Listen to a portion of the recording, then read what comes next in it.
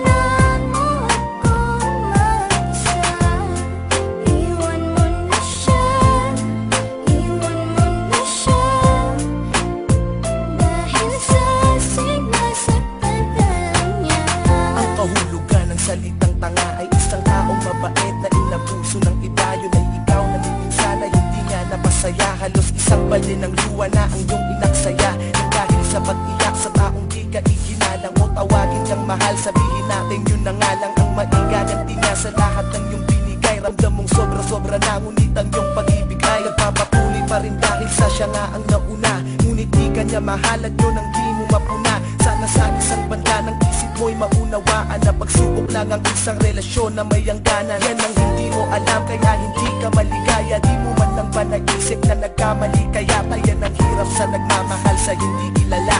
Sa halip na pangiti ay bigati ang napala.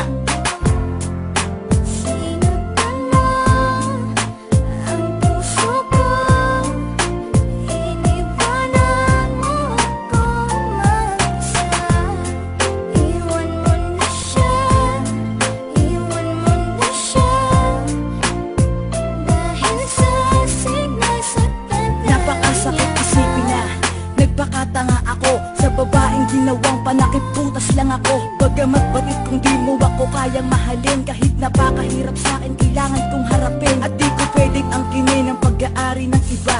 Alam ko kasing mahal niyo ang isa't isa, diba? Pero wala akong magawa kundi ibigin ka. Hindi ko mapigilan ng sarili, oras-oras kung isipin ka. Kaya hanggang ngayon di ko malimutan lahat. Ayoko ng gaguhang relasyon, gusto ko tapat. Takot na kasi ako na maranasan pa ulit ang pait. Konting pagtingin lang, wag mo nang pagkait. Iwanan mo na siya, nandito lang ako para sa'yo. Tuyuin na ang mga luha, ito ang aking panyo. Pangako na tanging sa'yo kahit na di ka pahalata. Dahil ramdam ko na tayong dalawa ang itinakda.